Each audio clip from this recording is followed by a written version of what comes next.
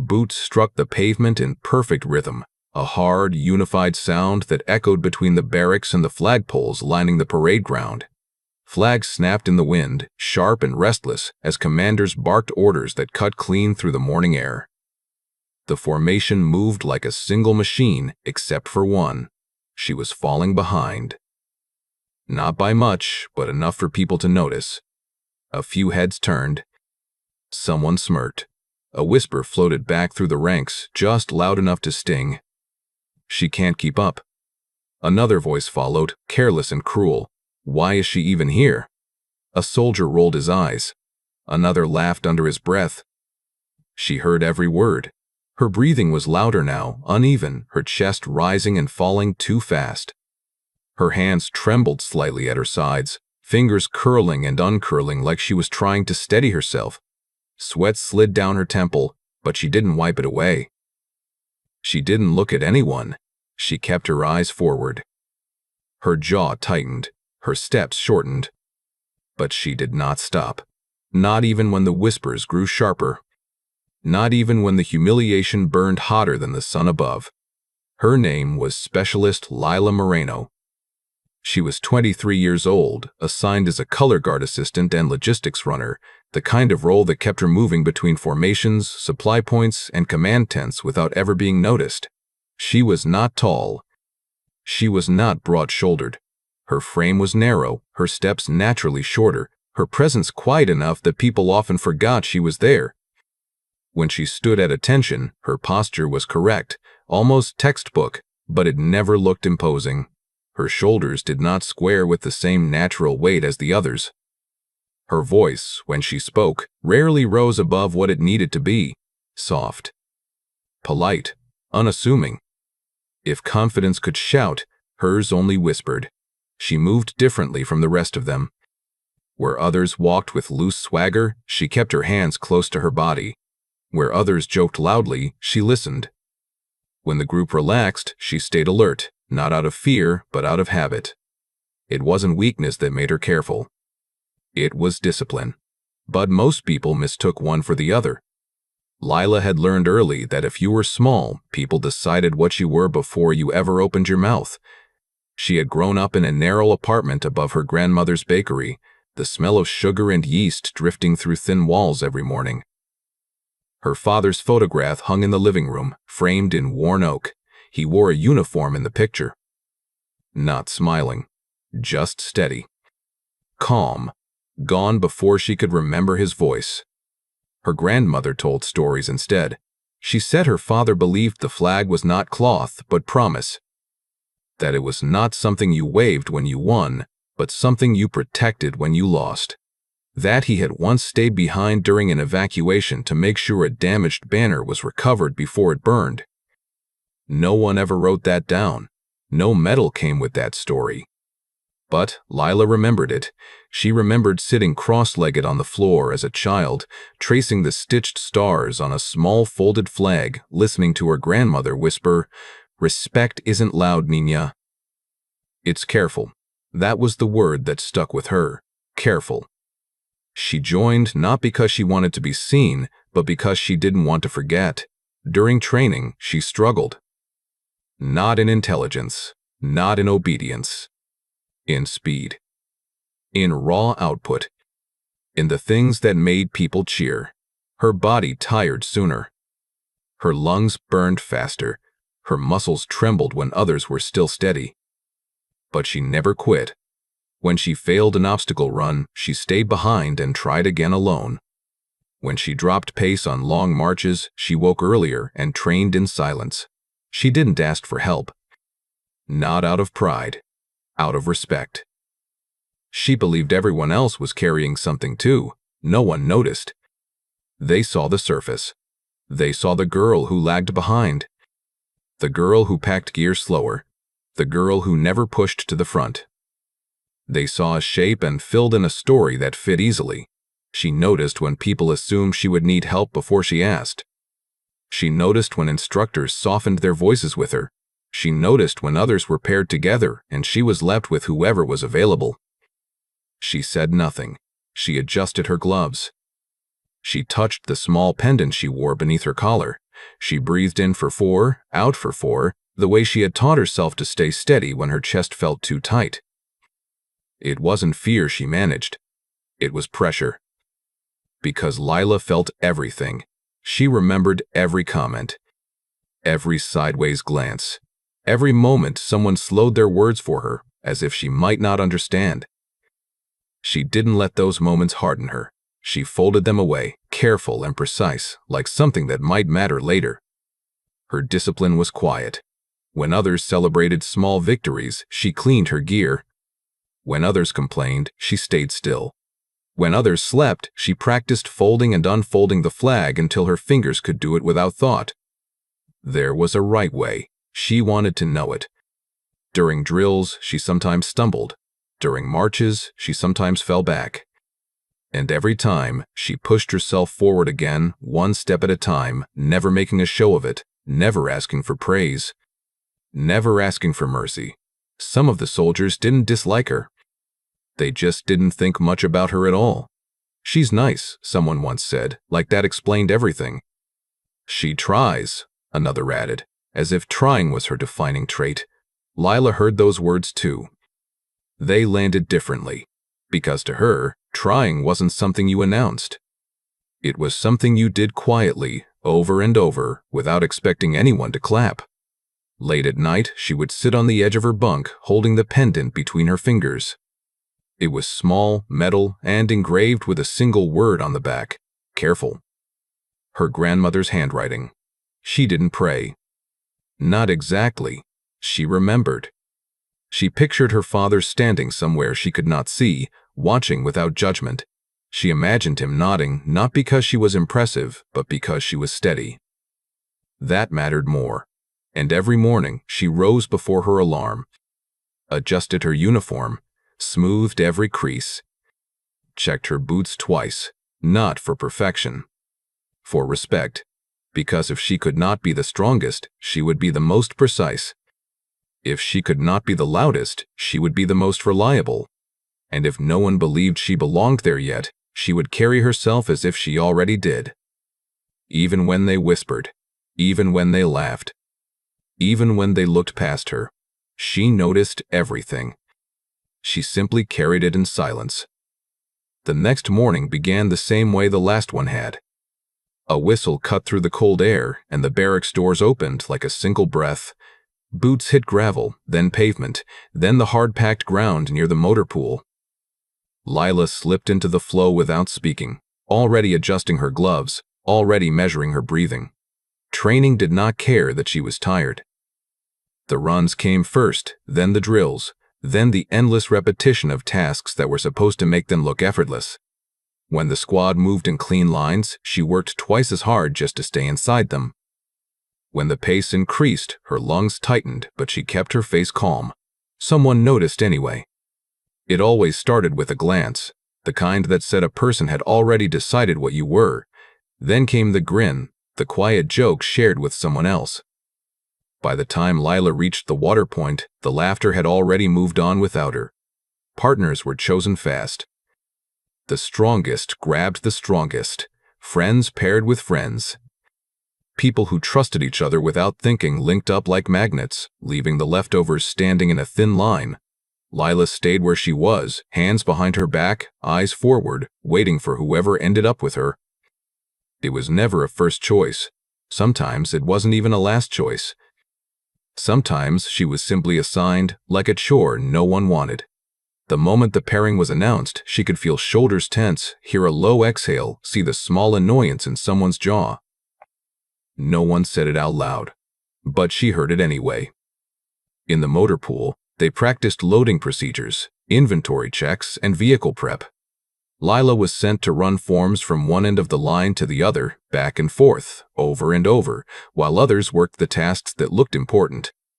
She did not complain, even when her hands began to ache from carrying clipboards and radio batteries. She just moved.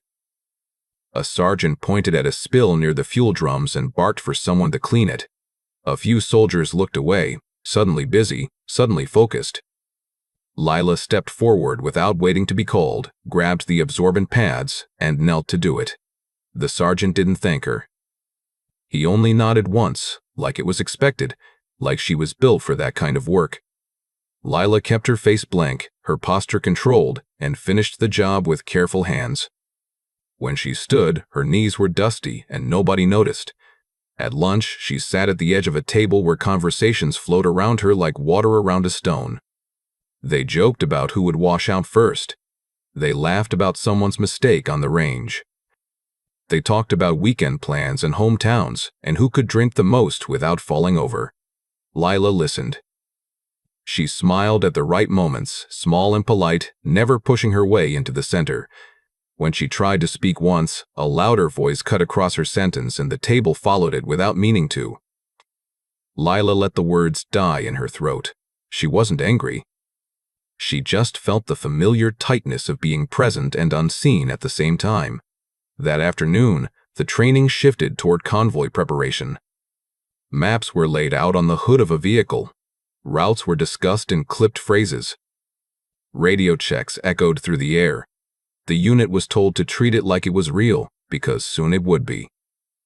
Lila's assignment was to carry paperwork between team leaders and the operations tent. She did it without error. Still, when they gathered to rehearse a contacts drill, the team leader's eyes passed over her like she was background. He assigned positions, checked gear, and then looked at her as if noticing her late. "You," he said, voice flat. "You'll stay near the rear vehicle and assist if needed." Assist. That word followed her everywhere. It meant be useful, but not central. It meant be present, but not trusted with the core. It meant do the work no one bragged about later. She nodded once and said, "Yes, Sergeant."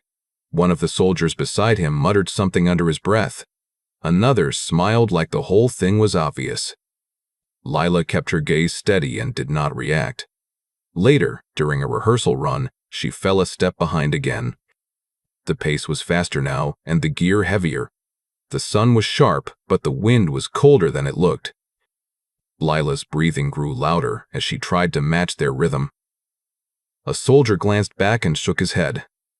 "Come on," he said, not kindly. "You're dragging the whole line." Lila opened her mouth, then closed it. She pushed harder. Her legs felt like they belonged to someone else. Her throat burned with each breath.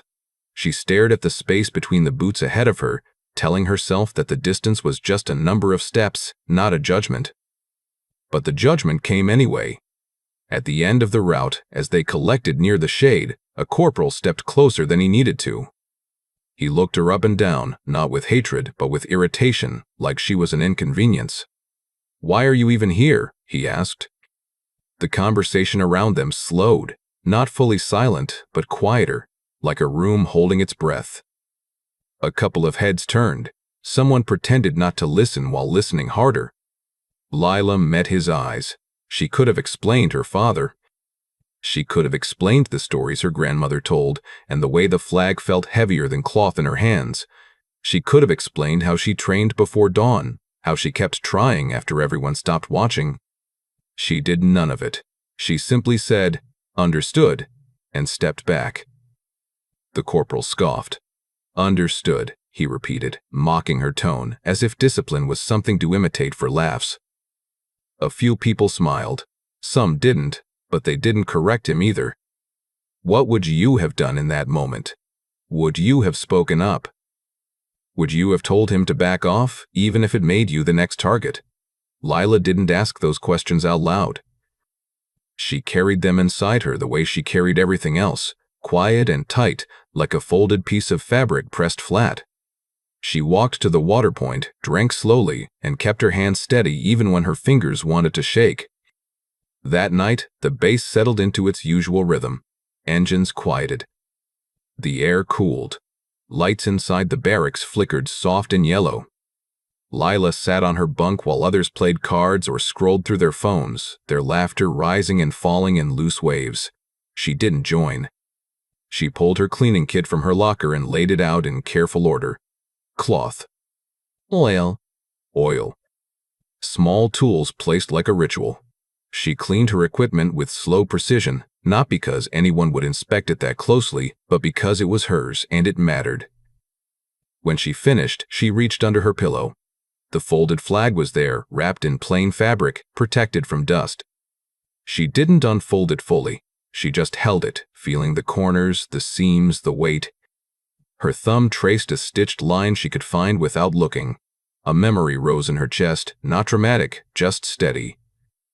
Her grandmother's voice, her father's photograph. The word careful, like a hand on her shoulder. In the dim light, she practiced the fold again. Not because she had forgotten it, because she refused to get sloppy with something sacred. The next days tightened around the unit like a belt pulled one notch further. Briefings became more frequent. The talk shifted from training to timelines. Real equipment replaced practice gear. Names of places were spoken with less humor, more caution. People who had been loud started listening more. The laughter didn't disappear, but it changed. It turned into jokes that ended too quickly, glances that lasted too long. Soldiers checked their straps twice. They spoke to their families in quieter voices. And Lila watched it all. She watched the way confidence becomes careful when danger feels close. She watched how the same people who mocked weakness became silent when they imagined their own fear. She watched and held her own calm like a steady flame. But the distance around her remained. During final drills, she was still the one handed the spare tasks. Still the one sent to retrieve missing forms. Still the one told to wait at the edge while the real discussions happened. One evening, as the sun dropped low and the motor pool cast long shadows, she walked alone between vehicles carrying a stack of route cards. She passed two soldiers leaning against a tire. One of them spoke without turning his head. "Hope she doesn't slow us down out there." The other answered, "She won't matter. She'll stay in the back where she belongs." Their voices weren't cruel, they were casual. That was worse. Lila didn't stop walking. She didn't look at them. She adjusted her gloves, inhaled slowly, exhaled slowly, and kept her steps measured. Inside her, something tightened, not with anger, but with the strange ache of being underestimated by people who didn't even realize they were doing it. That night, she stared at the folded flag again. Not like a comfort, like a promise. Because whatever was coming, she knew one thing with a certainty that sat deep in her bones. She could be the slowest one in formation. She could be the quietest voice in the group. But if that flag ever touched the ground when it mattered, she would not leave it there. Not for mockery, not for fear, not for anyone. By the time the third full briefing ended, people had started to notice things about Lila that didn't quite fit the story they had built around her. It began with small moments, the kind that slipped past most eyes. During a rehearsal, a junior officer fumbled a radio procedure, calling for a status update using the wrong format. Before anyone corrected him, Lila spoke quietly, almost to herself, and recited the proper sequence without hesitation. Her voice was soft, but exact. The officer paused, blinked, then repeated what she had said as if it were his own thought. No one questioned it. No one asked how she knew. Later that afternoon, when a vehicle stalled unexpectedly, a mechanic cursed under his breath, trying to remember a manual he had only skimmed.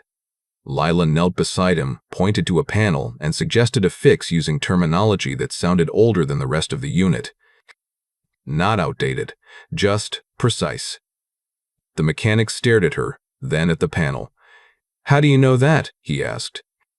Lila shrugged. "I've seen it," she said. That was all. During a night drill, the unit practiced silent movement between shadowed vehicles. The goal was to remain unnoticed, to read sound the way others read light. A metallic clink echoed faintly from the far edge of the lot. Before anyone else reacted, Lila froze. Her hand lifted slightly, instinctively. Her eyes locked toward the sound.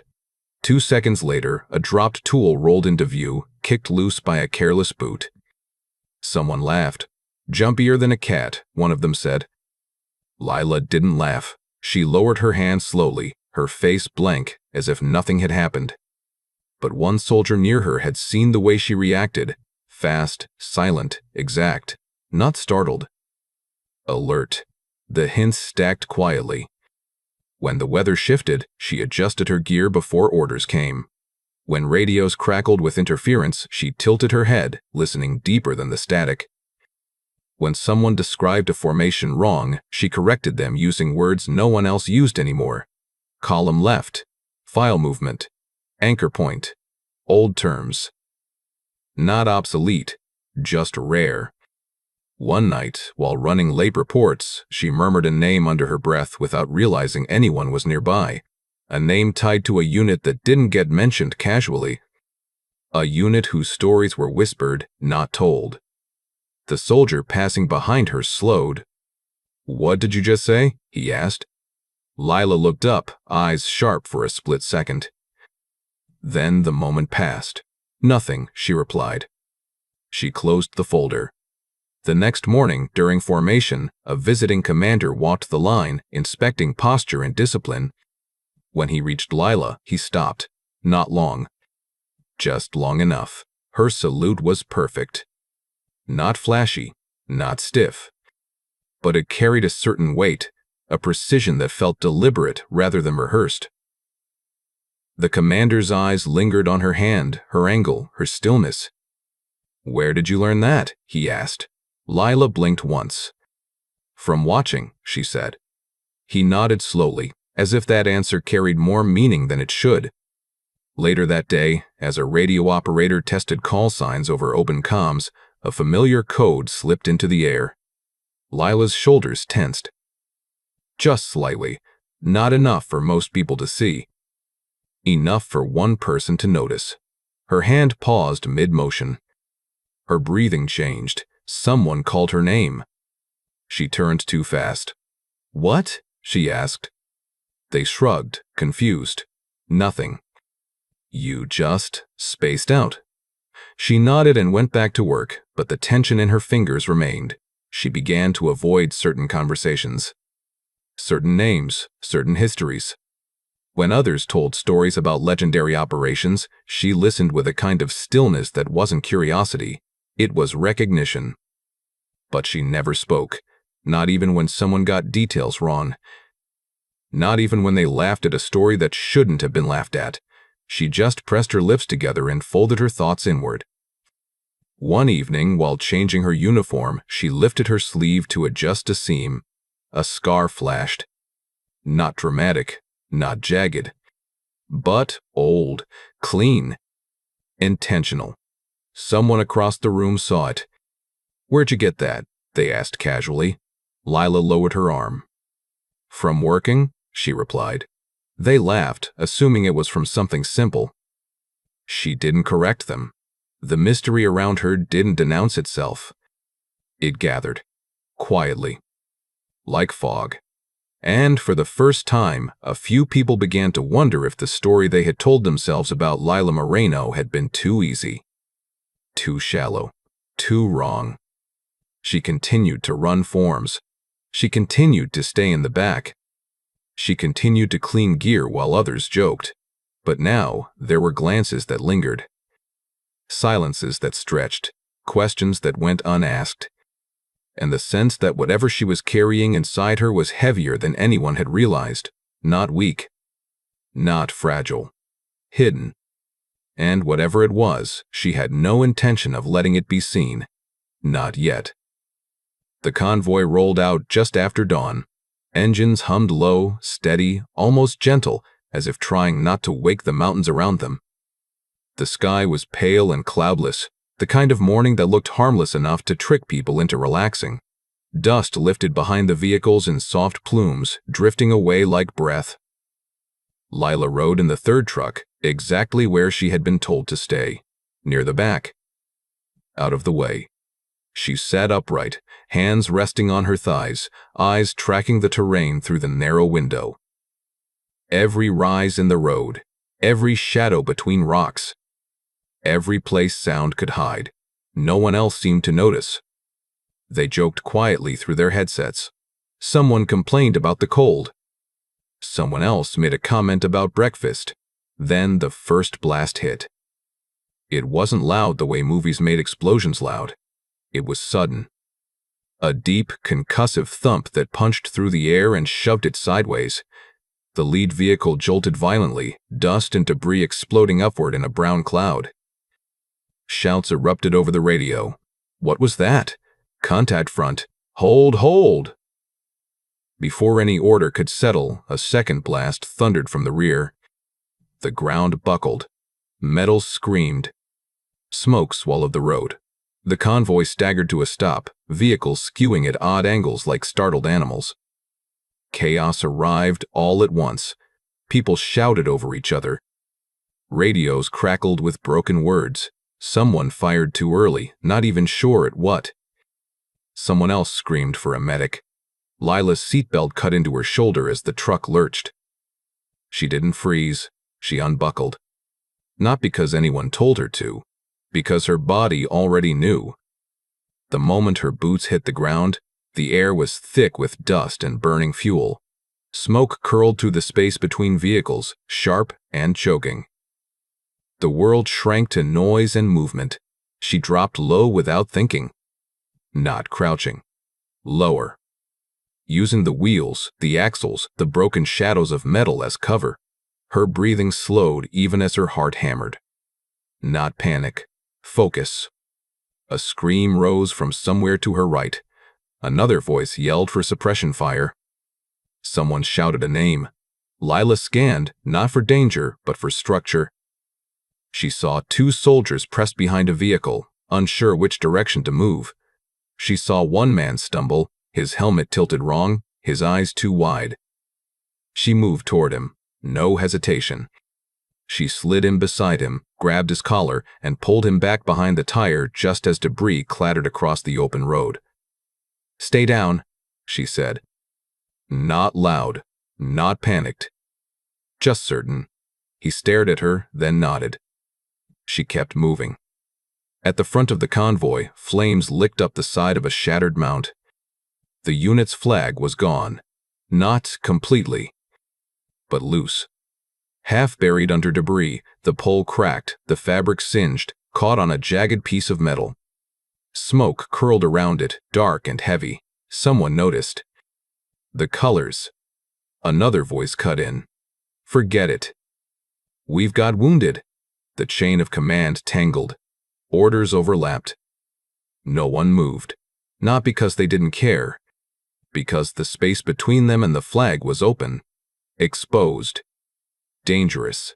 Lila saw it. And something in her shifted. Not courage. Not bravery. Duty. She moved. Low. Bossed. Precise. Not running. Advancing. She slipped between 2 vehicles as rounds cracked overhead. She waited, counted, listened. Then crossed. A soldier near her caught sight of her movement. "Where is she going?" he yelled. No one answered.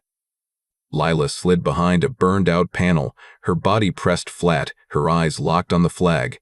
It was closer than it looked. Everything always was. She timed the gaps in sound, the breaks between chaos. Then she went. Her movement wasn't frantic. It was clean. Every step placed. Every angle chosen. She reached the flag and dropped to one knee, shielding it with her body as heat brushed across her back. The fabric was warm, but not yet ruined. She wrapped it around her arm, careful not to let it touch the ground. A burst of sound cracked nearby. Something struck the metal beside her. She didn't flinch. She lifted. The pole was heavier than she expected. Or maybe it wasn't. Maybe it just felt that way. As she turned back toward the convoy, someone shouted her name. She didn't look. She took 3 steps before the pain hit. A sharp, burning impact near her ribs, knocking the air from her lungs. She staggered. Not from fear, from shock. She pressed her arm tighter around the flag, lowered herself behind a wheel well, and waited for the world to stop spinning. A soldier crawled toward her. "Are you hit?" he shouted. She shook her head. She wasn't sure if it was true. "Leave me," she said. "What?" "Go." He hesitated. "Go," she repeated. Not begging. Commanding. Commanding. Her voice cut through the noise in a way no one expected. He looked at her, really looked at her, then scrambled back toward cover. She exhaled slowly, testing her body. Pain flared. She ignored it. She rose again. This time she moved with the flag cradled close, her body angled to shield it. Someone else saw her. A sergeant stared. Is she carrying? How does she even know to do that? Who told her? No one had. She moved through smoke like she had practiced it, like she had done it before. Not here. Not now. But somewhere. A second blast shook the ground. Lila stumbled, caught herself, and kept going. Her breathing grew harsher, but her hands stayed steady. She reached the shelter of the rear vehicle and collapsed behind it. The flag never touched the ground. A medic rushed toward her. She held up one hand. "No," she said. "You're bleeding. I'm fine. You're not fine." She tightened her grip on the pole. "Check them," she said, nodding toward the others. The medic hesitated. She met his eyes, and for a second, the chaos around them seemed to quiet. Not in sound, in meaning. He nodded and moved on. People were staring now. Not laughing, not whispering. Watching. Someone crouched beside her. "You shouldn't have gone out there," he said. Lila adjusted her position, easing the pressure on her side without letting go of the flag. "I should have," she replied, not defensive. Certain. The firefight didn't last long. It never did. By the time it ended, smoke drifted in loose columns, and the convoy stood damaged but intact. Medics worked. Leaders shouted. People tried to understand what had just happened. And in the middle of it, Lila sat with the flag across her lap, her back against a tire, her face pale but calm. No one joked. No one mocked. They looked at her like she had become a question. A few soldiers approached. Slowly, carefully. One of them gestured at the flag. You didn't have to do that." Lila looked at him. "Yes," she said, "I did." Another voice, quieter. "How did you know where to move?" She shrugged. "I listened." "That was insane," someone else said. Lila tilted her head slightly. It was necessary. They didn't know what to do with her. She wasn't boasting. She wasn't shaking. She wasn't asking for anything. She just sat there, holding the flag like it had weight far beyond fabric. And something had changed. Not fully, but enough. The mockery was gone. In its place was unease, respect trying to find its shape. People whispered again, but not the same way. Not about weakness, about mystery, about instinct, about how someone they thought they understood had just become someone they didn't. Lila didn't notice, or if she did, she didn't respond. She kept her eyes on the horizon, and waited. The dust had barely settled when the sound of another engine approached. Not fast, not urgent, deliberate. A command vehicle rolled into the broken line of trucks, its tires crunching softly over scattered debris. The door opened, and a senior officer stepped out. Older, slower, his uniform marked not by shine but by wear. He did not ask questions right away. He walked. Slowly. He passed medics, nodded to soldiers, took in the scene without expression. Then his eyes landed on Lila. On the way she sat. On the way the flag rested across her lap. Not folded. Not draped. Held. He stopped. For a long moment he just watched her hands. How she kept the fabric from touching the ground. How her grip was firm but not tight. How her posture, even injured, was controlled. The officer stepped closer. No one spoke. The air felt different, like a room waiting for a word that hadn't been chosen yet. He crouched in front of her, slowly, carefully, as if not to startle something fragile. "You know the carry," he said. It wasn't a question. Lila lifted her eyes. "Yes, sir." He nodded once. Then he noticed the pendant. the way it rested just below her collar. He reached out, not to touch her, but to gesture. "May I?" he asked. She hesitated, then nodded. He turned the pendant gently, revealing the engraving on the back. Careful. His face changed. Not dramatically, subtly. Recognition does not always shout. Sometimes it lowers its voice. "Moreno," he said quietly. Lila's breath caught. Not enough for anyone else to hear. Enough for him to notice. "That was your father's name too," he continued. The words didn't echo. They settled. A few soldiers drew closer without realizing it. "He was assigned to my unit," the officer said. "Years ago. Quiet man. Precise. Never rushed. Never careless." Lila said nothing.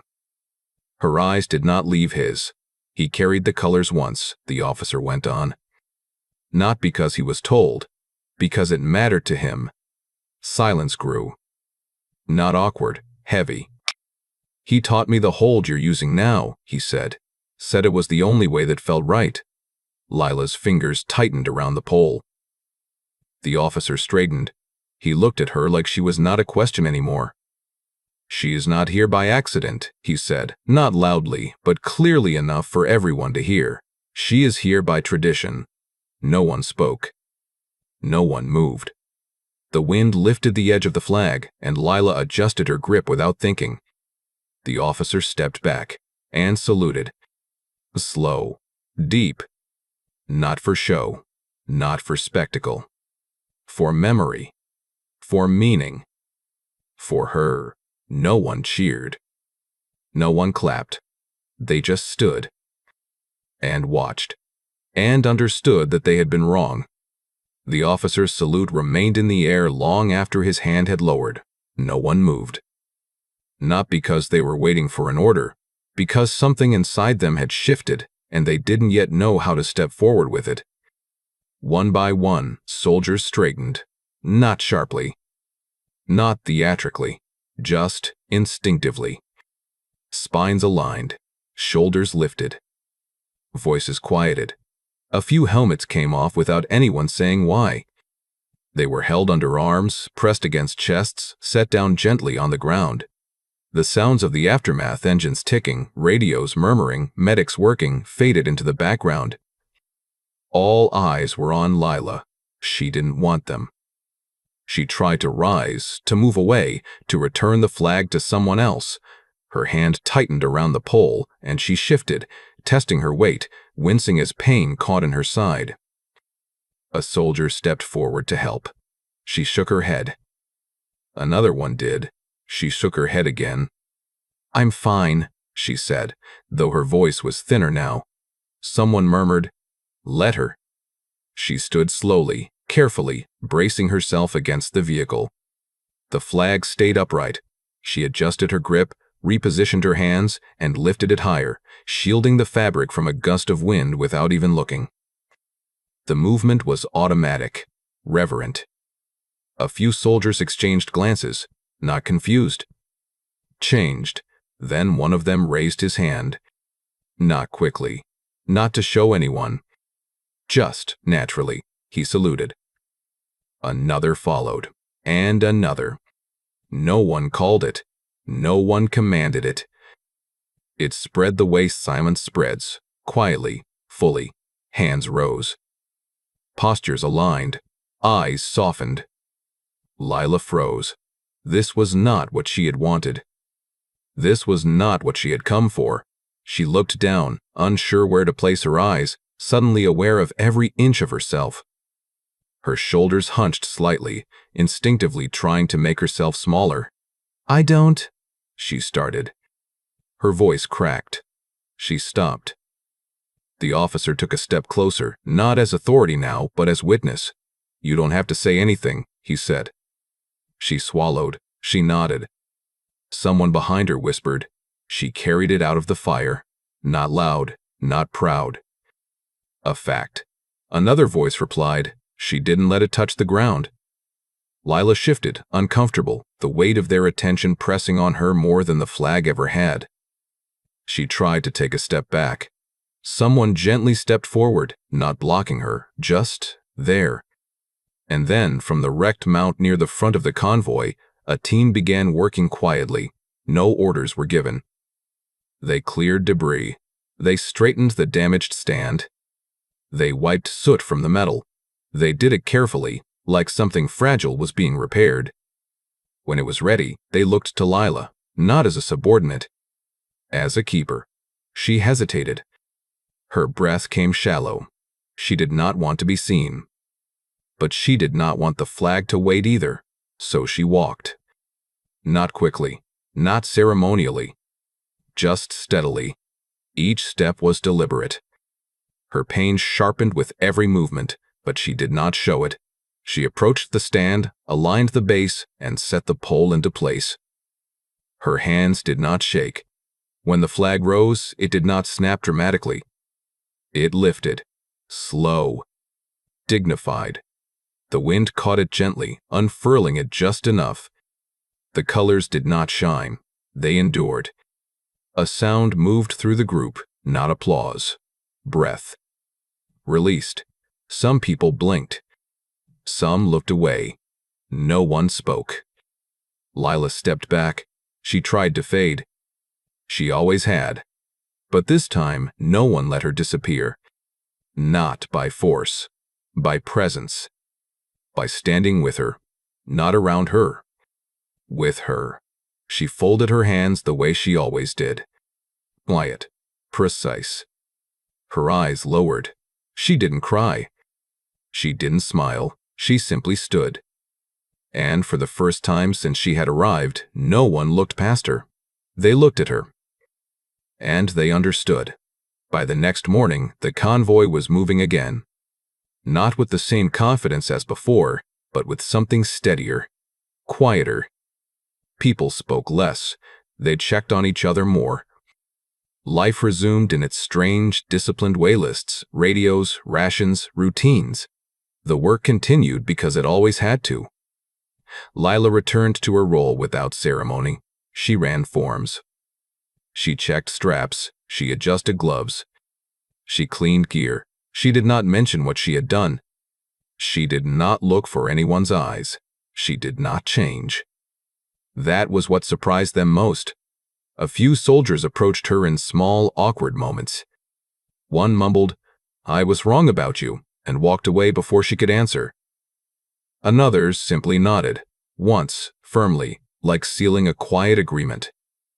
A third said nothing at all, but left the canteen beside her pack without explanation. She accepted each gesture the same way.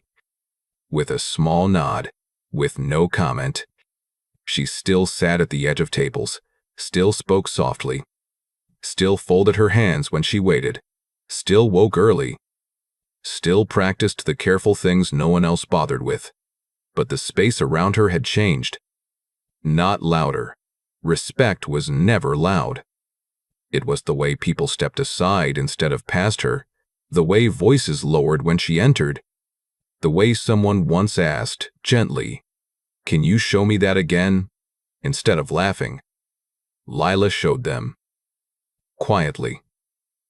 The narrator might tell you that courage looks like fire, that it roars, that it announces itself. But that is not always true. Sometimes courage is a person who keeps showing up when no one expects much of them.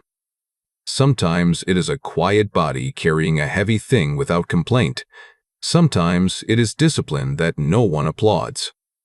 Lila Moreno never became the loudest in the room. She never stood at the front unless she was told. She never told her story, but she carried something else now. Not pride, not recognition. Understanding. And she wore it the same way she wore everything else. Lightly, carefully. Because some people don't carry strength in their voice. They carry it in their spine. There are more stories like Lila's than we will ever know. Not because they are rare, but because they are quiet. Because some of the strongest people you will ever meet do not announce what they carry. They do not raise their voices. They do not demand to be seen. They simply show up, again and again, with discipline, with care, with a kind of strength that does not need permission. If this story made you think of someone you know, someone who never asked for recognition, take a moment today to thank them. Not loudly, not publicly, just honestly. Because courage does not always look like a headline. Sometimes it looks like a person standing in the background, holding something sacred, making sure it never touches the ground. If you enjoyed this story, please subscribe for more stories. These stories keep the courage alive for generations to come.